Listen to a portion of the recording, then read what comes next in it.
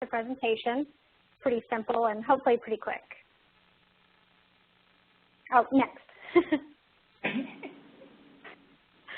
So the things we're going to go over, I should start by saying that we are national and shipping only, and I know that for the majority of banks that are members of the National Diaper Bank Network, you're local. But hopefully just this gives you some ideas of ways that we go through approvals and getting donations and things like that. So we're going to start with the application guidelines, go over somewhat of the education that we provide, who we are serving, and I have a great map of that. The things that we provide, which might be most interesting to every bank out there, how many we're serving currently, and then I think we're doing a Q&A at the end, so after everyone's presentation. Next.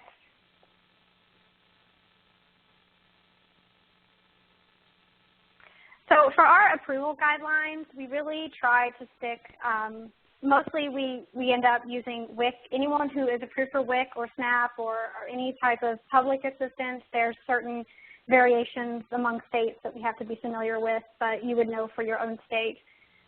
We kind of like the government to do that for us, which makes it a little bit easier because we're such a small organization. If for any reason the family isn't on any of those, but they have certain circumstances, their income is clearly, part of our income guidelines, which we use a scale per how many people are in the family. We'll have them provide us with proof of their income for their checks, any of their income statements, certain other things that we use to verify their income. And of course, it's not a perfect science. We can only go so far.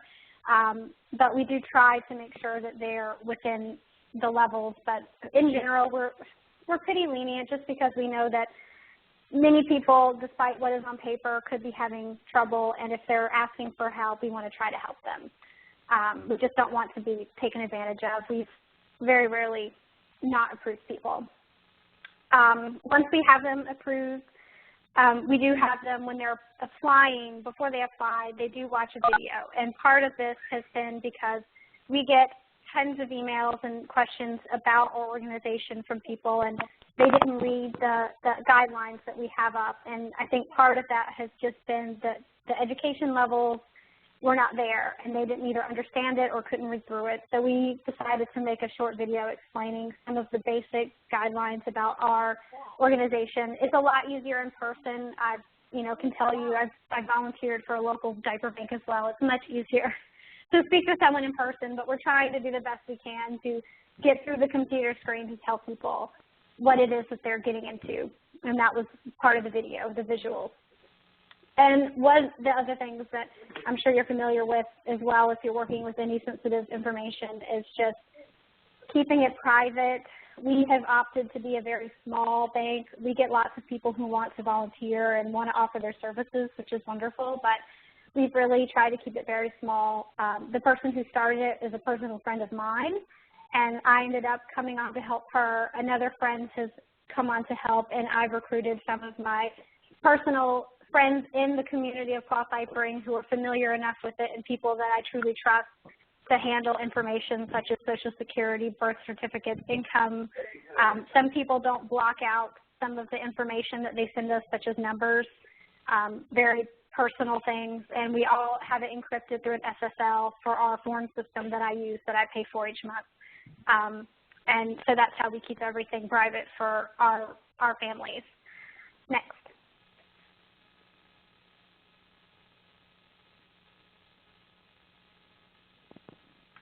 Oh, my computer went to sleep. I thought something went wrong. Sorry. So as far as the education goes, we've been somewhat lucky in that most of the families who apply to us are already familiar with the basics, and they found us through Google or through Facebook. We get a lot of publicity from our friends in the industry who push out to their communities and their social media about us for them to apply to us. So in that way, they've kind of already been schooled in cloth diapering. I mean, we definitely get people who have no idea what they're doing, and it's a little difficult over email, but we've tried to keep it email because we're only, 3 to 4 people who are doing this. So we try to do email as much as possible and direct them to some informational videos online about just the basics, and then answer specific questions that they might have for us and what they're getting, and we can help them based on what they get to let them know what they should be doing. We have washing instructions on our website as well that we direct people to. Very simple washing instructions. Some of you might be hearing how complicated washing cloth diapers can be. We try not to make that too complicated for our families, and we don't want to overwhelm them with that information.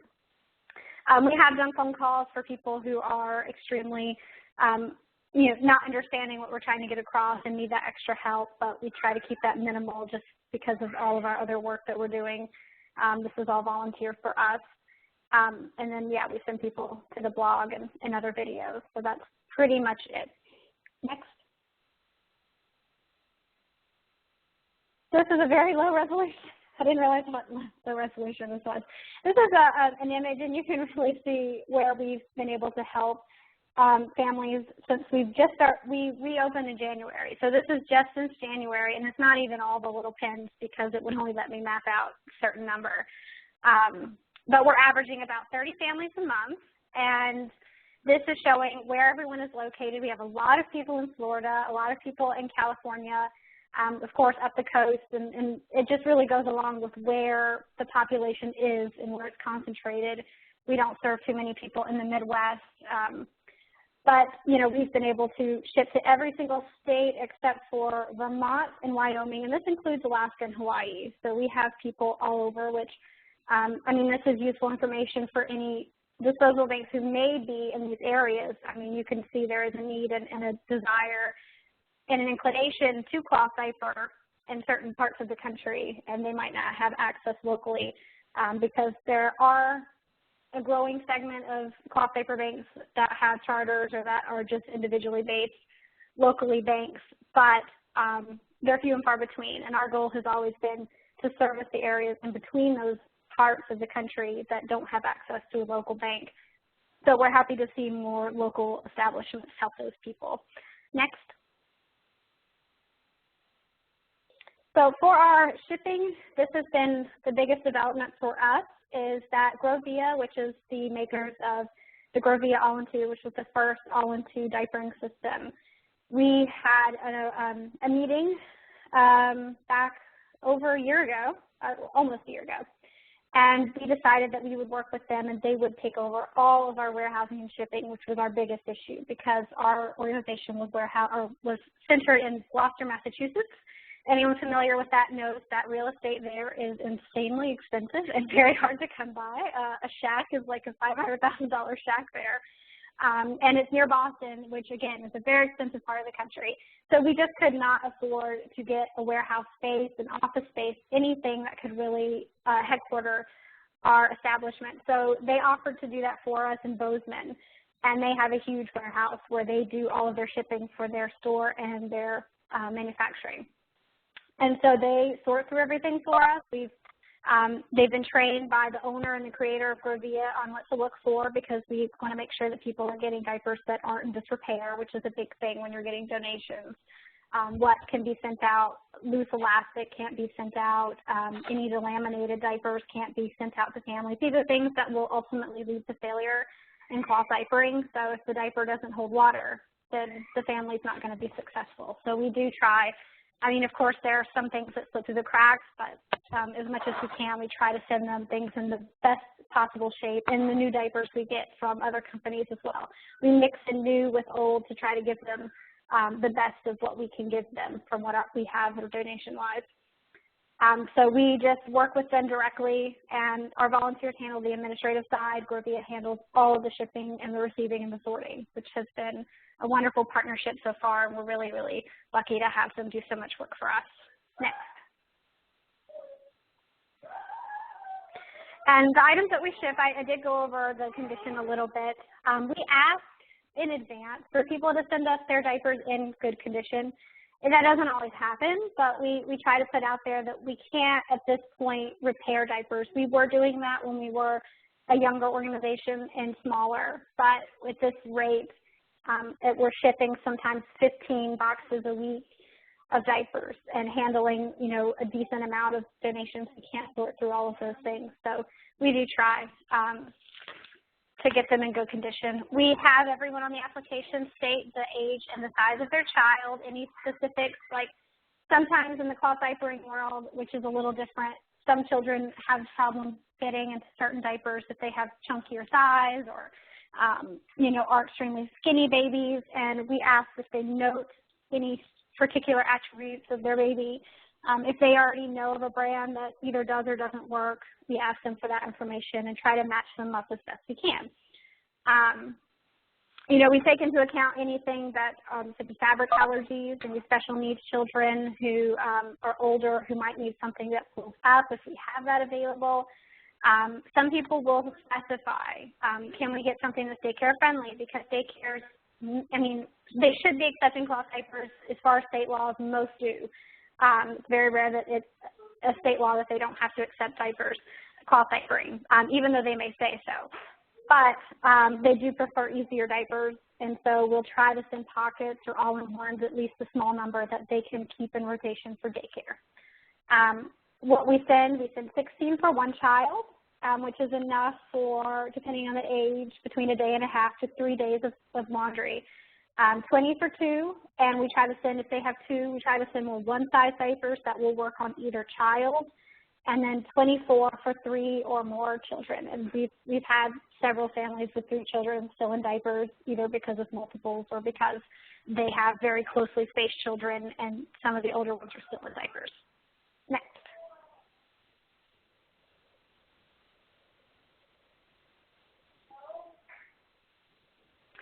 And as far as our amounts, we do average about 30 families. Of course, that changes each month, but this amounts to about 600 cloth diapers a month, which is a good bit, certainly. And these are reusable, so 600 diapers, if you price that out per diaper, even though they're mostly donated to us, that does get up to quite a large amount. And then a lot of families do have more than one child in diapers.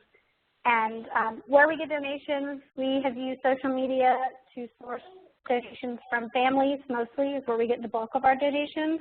We do have partners that agree to send us a certain amount of diapers per quarter that we partner with publicly, and then we do get lots of donations from other companies who have either seconds or returns, things that they aren't going to be able to sell to the public, but that are still completely functional, totally working diapers. We even have people who offer to buy diapers for us, which has been something I've always been amazed by. They'll buy them at full price. You know, they're not getting any sort of discount, but they'll go and buy several Econo Bums, which some of you might be familiar with from Bun Genius Cotton Babies, which are a very inexpensive line of diapers. So between all of those things, we manage to get by each month, and we're always thinking we might be low, and then somehow we get a big donation, and we all celebrate that we're able to get through our list, and we've never really had a wait list, which has been quite amazing. Next.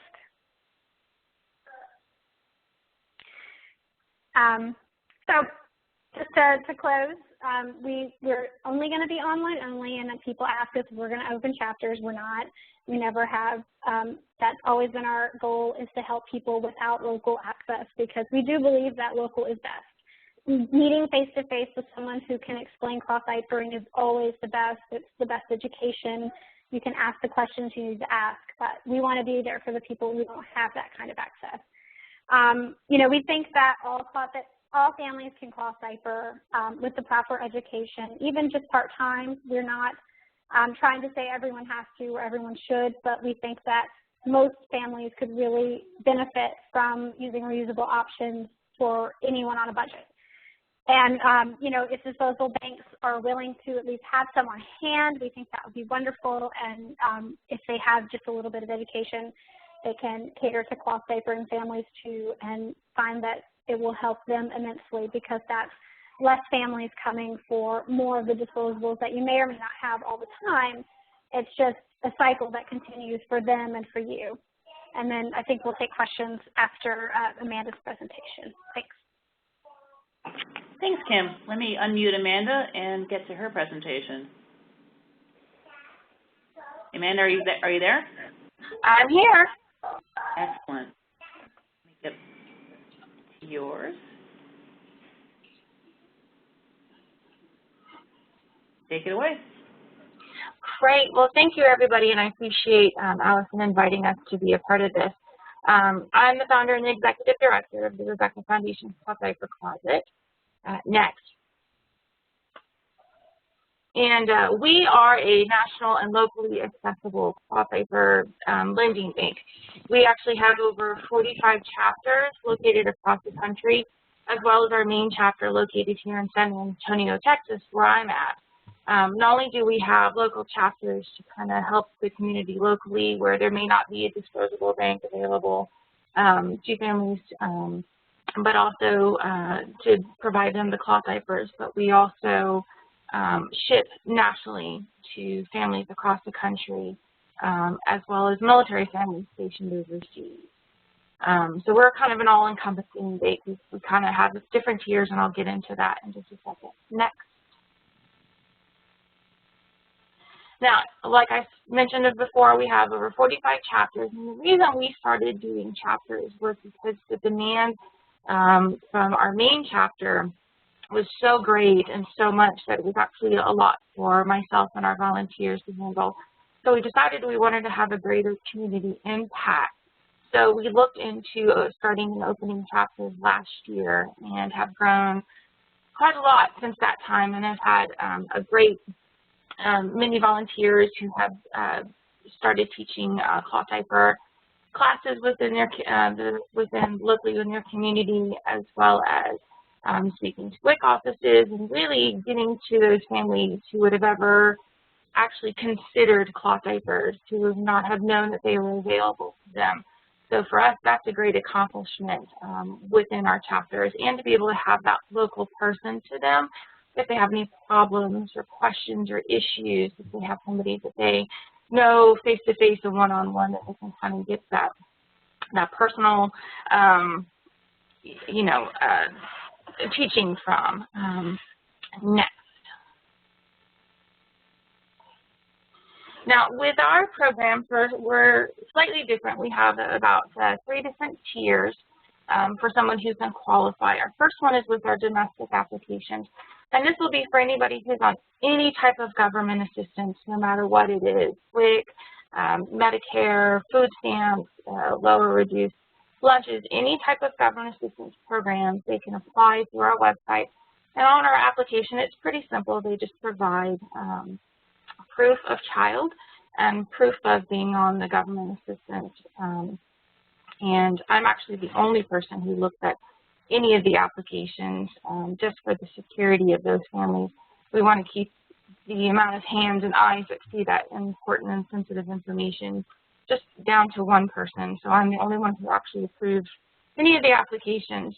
But with our domestic application, it's pretty simple. Our process from the time that they actually fly to where they get approved is anywhere between a couple of days to a week, depending on how busy we are. Our next tier would be our foster fluff tier. And with that is where we will provide cloth diapers to a fostering family. That seems to be a growing concern for foster families, is the cost of purchasing disposable diapers for an infant that they get, at 3 o'clock in the morning. So what we do is we actually, for any foster family that is taking in infants or smaller children, we will provide them a stash that they can keep on a continual basis for any foster child that they have coming in. And then our last tier is Operation Fluffy Bums. It's actually our program where we provide cloth diapers to military families stationed overseas. With that particular program, any military family, no matter what rank or where they're located overseas, are automatically approved for that program. All they have to do is fill out a simple application, provide information for the child so we can get the correct size diapers to them, and we will ship to them at no cost overseas to them, and they can keep them on all of these programs. They can keep their diapers for up to a year. And I'll go back to the domestic families as well. With that program, if a family is not on a government assistance program, we will also take into consideration anybody who may be going through struggles financially. Loss of job, loss of home, just an uprooting in their life. We take all of that into consideration on a case-by-case basis as well. And that just goes through the application process as well. Next. This just kind of gives an overview just from our first quarter of this year. Now, we have been open since August of 2012 and have grown, you know, just quite a lot over the last almost 2 years. And then this just kind of shows an impact that we've had just within the first quarter of this year. We've serviced over 205 babies, and that can be, you know, multiple children in a family to one child in a family. And just the cost savings we have been able to pass on to those families as well. And also, obviously, the environmental impacts as well. Most of our families on our program will receive anywhere between 10 and 12 diaper changes per child. So if they have more than one child, it's going to be, you know, 20 plus diapers that we give to them.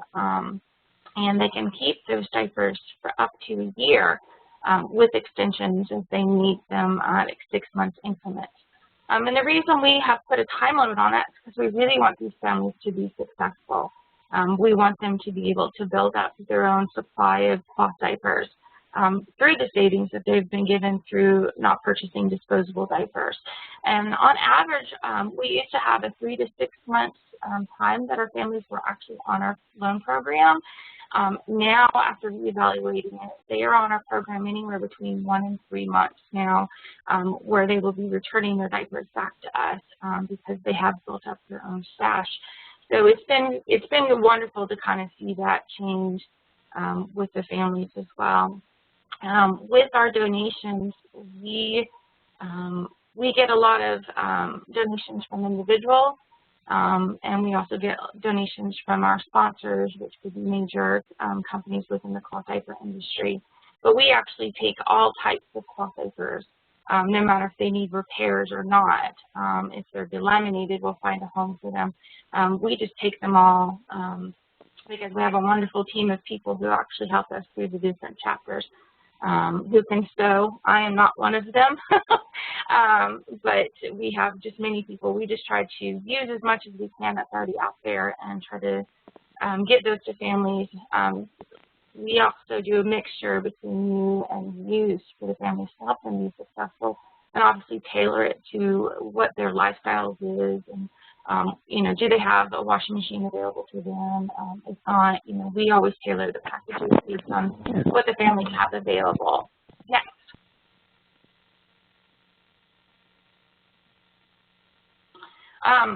You know, we get a lot of feedback from our families as well, how to make our programs better. We keep in contact with them quite a bit through their application process. They would need to take a cloth diaper 101 class to be proficient in how to care for the cloth diapers. We take great care in making sure that they also have that support if they run into issues or problems with the cloth diapers, which can happen if you're new to it and don't quite understand the ways to properly care for them. It's not complicated, but it is a slight learning curve for a lot of people.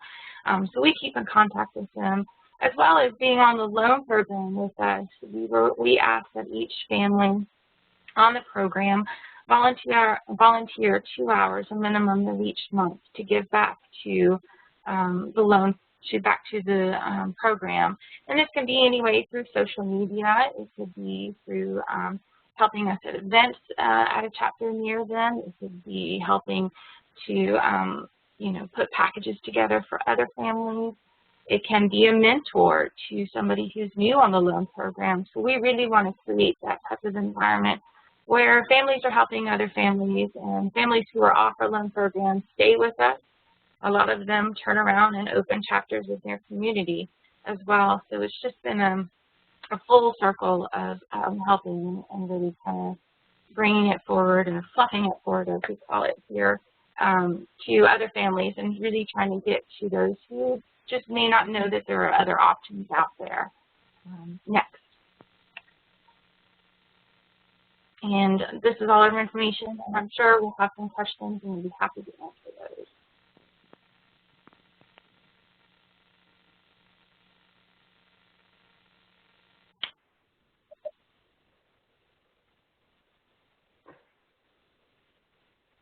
I'm sorry, I realized I was saying that I was taking everyone off of mute, but I forgot to take myself off of mute. So thank you very much, Amanda. Everyone's off mute now, but I do ask that if you're not speaking to put yourself on mute from your control panel, just so we can avoid the additional background noises. And I just have a couple questions to kick it off, and then we'll start and open it up to everyone else to ask questions. But one question I have is, how do you find clients? Do you advertise through social media? Do you work through the Real Diaper Association or the rest of the industry of people who'd be interested in, how do you find people who want to try cloth diapers? I could answer that question for us. Now, what we do a lot of times is we do a lot of things through social media, but the greater thing that we have is word of mouth through families that are already on our loan program, who are out there talking to other families, or through WIC offices, because we have the chapters to where we can get to the local community there. But a lot of it, over 50%, is word of mouth for us. And for Giving Diapers, Giving Hope, we've been an established organization for several years, so a lot of people just know of us. So if someone asks, where can I get help, we're recommended through word of mouth as well, and through social media from our partners, our friends. We have a lot of connections within the community of bloggers that have been around for many years, and they've always helped us spread the word, not only to get people who may be interested in applying, but also for donating to us. Some of the other things we've done is we're listed within help hotlines, local and otherwise, that if people call for assistance, like a 211 state hotline, we're listed for several as a place to get diapers from, and that may be something other banks do as well. We get a lot of our people apply, and when we ask them where they heard from us, which we put on our application, a lot of them do say from a search engine. So just our website and SEO has helped us come up in searches for when they're looking for ways to get started with cloth diapering, which has also been beneficial. Great, thanks. And the soliciting donations, you mentioned social media. Tim, if you could explain a little bit about how you've worked with manufacturers on getting donations. Have you had a lot of resistance, or do they find this as a way of sort of symbiotic relationship? If you get people using more cloth diapers once they're building up their stash, they might like those brands better?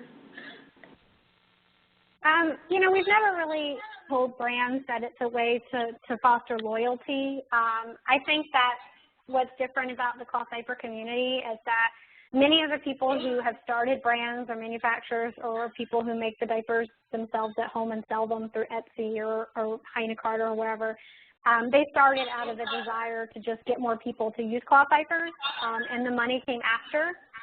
And so they're not necessarily looking towards trying to build that relationship for future branding and buying, but they do see it as a beneficial relationship with us, that we can promote them through our social media, and they know that we have a network where people have been really helpful in helping us promote the brands that help us.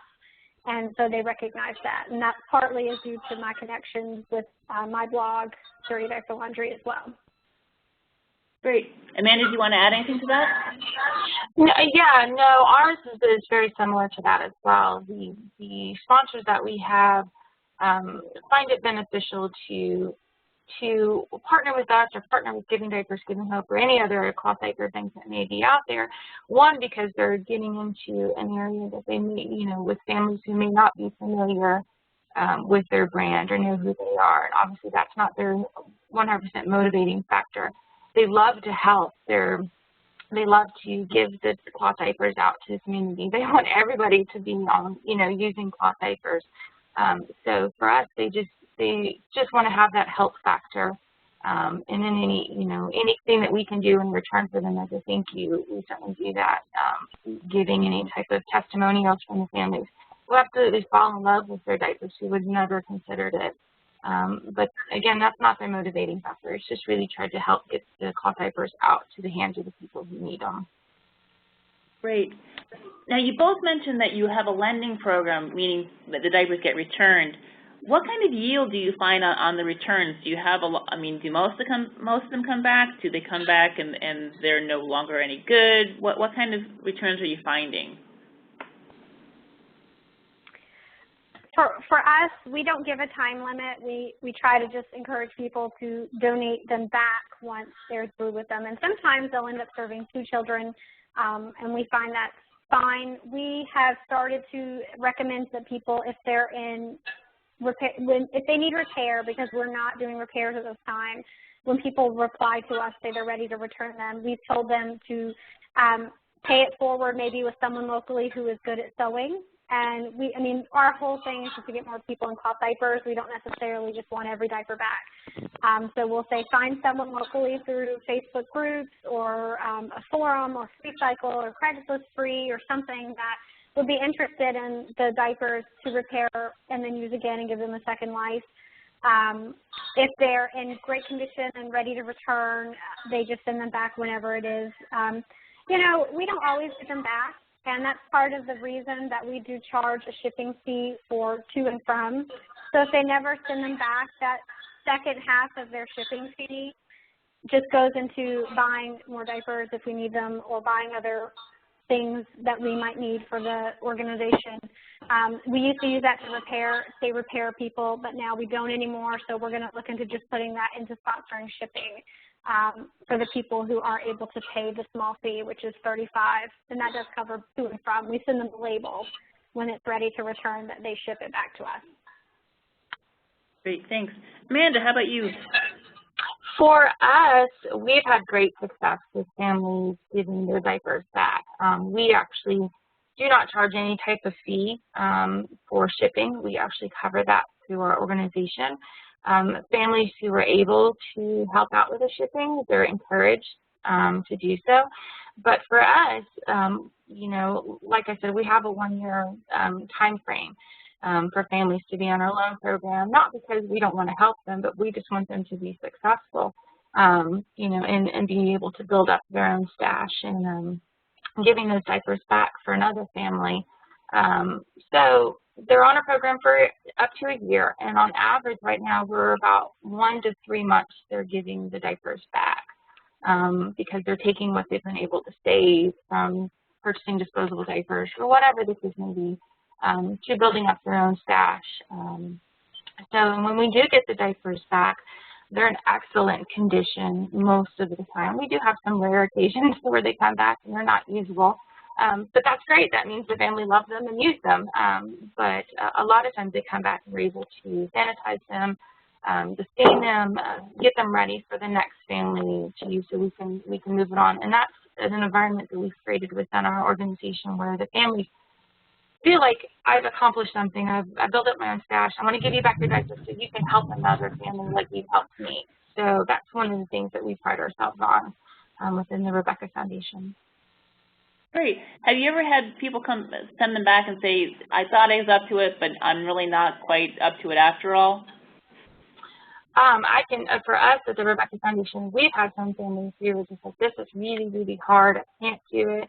Instead of having them give up, what we do is we get to them with a chapter president or a mentor and help them walk through whatever issues they may be having. And most of the time it's a fit issue or a washing issue, and we usually can try to solve those within 24 hours from the time that they call us or email us or message us on the social media that they're having issues. And 99.9% of the time the families just don't give up. They really, really want to make it successful, and so they are able to do so just through the help and guidance that we give them. We don't send them off out in the world and feed them to the wolves. We really want to guide them through everything that we can. And so we have different ways for them to contact us. So, you know, and usually most of them message me through my personal cell phone or social media or email.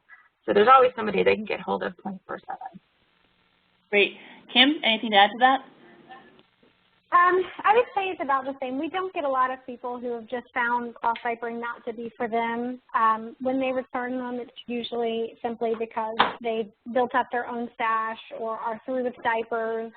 Usually it's that they built up their own stash, which we're happy to see. But Every once in a while, we'll get someone who's frustrated with either leaks or the same like washing issues, and we talk them through that. And sometimes they'll post to our Facebook page, which is where we really use volunteers. The email is more of a private email because of all the information. But you know, we have volunteers in the cloth diaper community who can help answer those questions for people, and then we have them email us if it's something more than that, and then we go from there and talk them through it. But yeah, I can't even think of anything, even in the last year, where they just sent it back because they just didn't want to or couldn't do it anymore.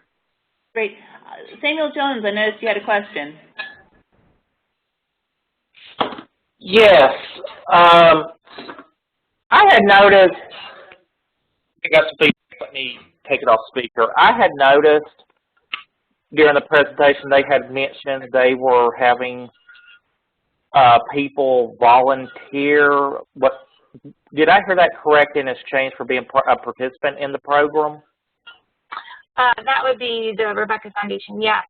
We ask the family, since we don't charge anything shipping to or from, you know, there's no fee associated with us, that we really want them to kind of pay it forward, so to speak. So what we do is, in lieu of any type of fee, is we ask them to volunteer 2 hours minimum each month if they're on the loan program. And it can be as simple as talking to their neighbor about cloth diapers. We don't make it complicated for them.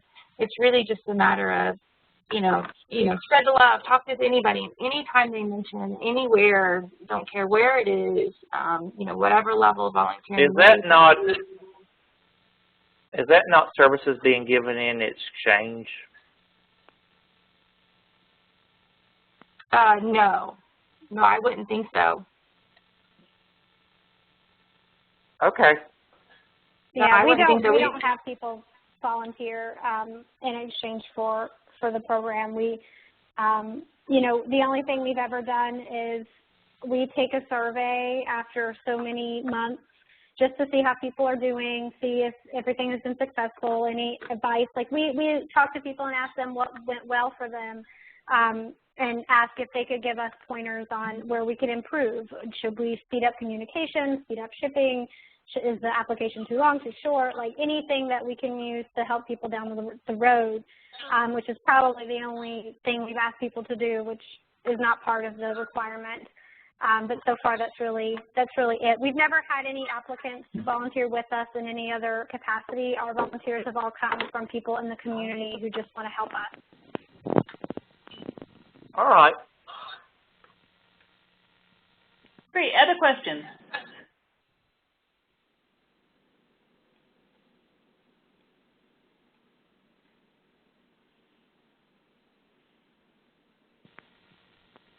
Anyone else?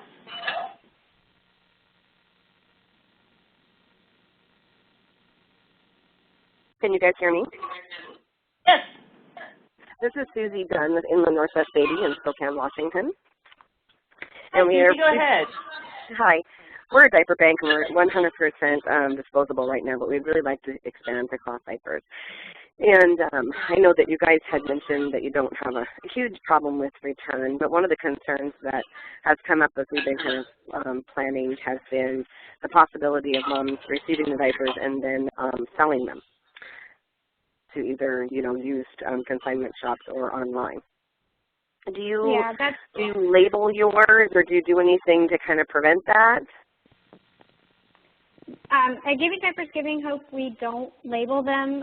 Not to say we're doing this purely out of the honor system, but it's more about just saving us time. We used to, but in the end, like if they're going to sell them, there's nothing that you can put on a diaper that's really going to scream, "Do not sell me" or "Do not buy me."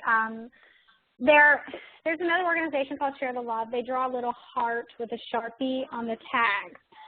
But again, that's not necessarily something that someone would immediately see and say, "Oh, this is from a diaper bank, I shouldn't buy it," or shouldn't sell it. So we just put in our applications,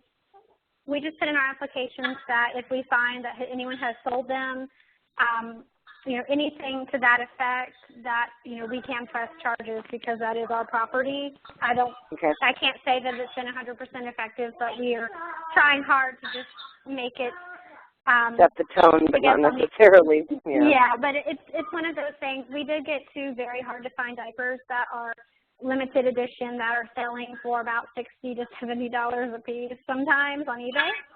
And the mom was really amazingly sweet. She sent them to us not because she didn't understand the value, which is what I thought at first. I'm like, oh my God, she sent us these Audreys. These are going right up on eBay, like if someone got these. She knew, and she was so kind, and she said, I sent them to you because I wanted someone who could never have afforded it to get them, because no one can buy them at retail.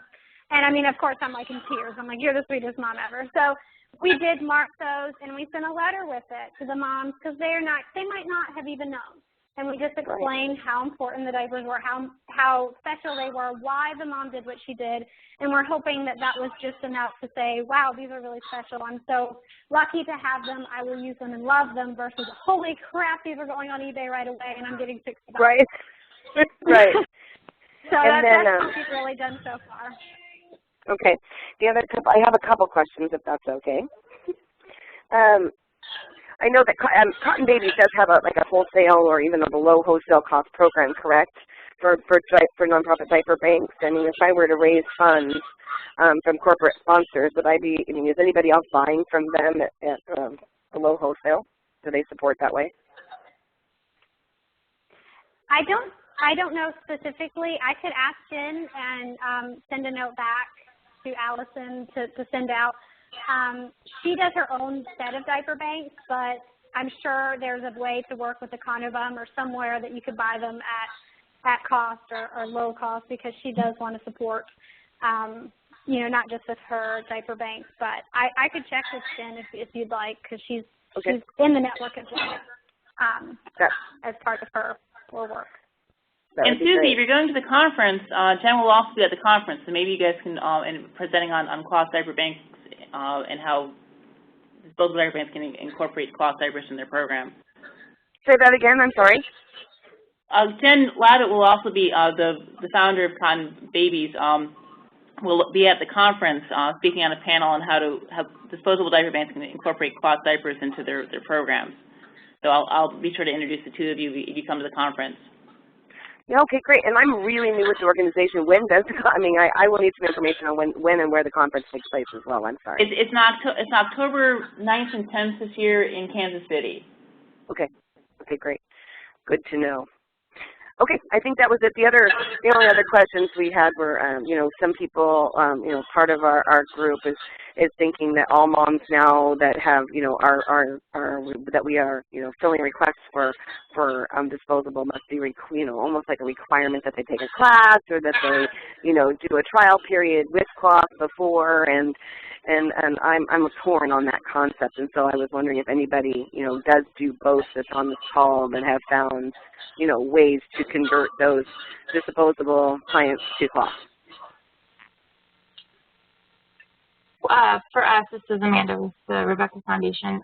For us, we find that just holding cloth diaper classes and talking to families that, who may have not considered it, for me personally, if I see a mom who is, purchasing disposable diapers, I'm like, oh, have you considered cloth diapers? Have you considered it? And that, a lot of families who are on our loan programs or even our chapter presidents don't want to bombard somebody or, try to convert them to the world of cloth diapering. It's just, we want to bring it to their attention because a lot of families just may not know that it's even an available option. I was actually one of those moms a couple of years ago who didn't even know cloth diapers existed. I have a 3-year-old, and we didn't start cloth diapering her until she was almost a year because I didn't know. Nobody told me. And so when sometimes we, have classes or try to talk to somebody, they're like a light bulb goes off.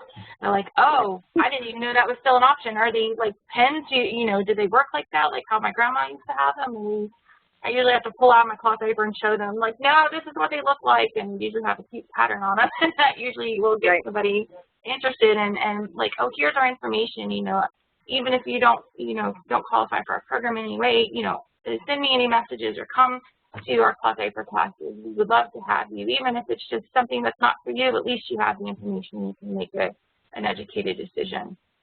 Got it. So, thank you very much. You're both so welcome. Great. Any more questions?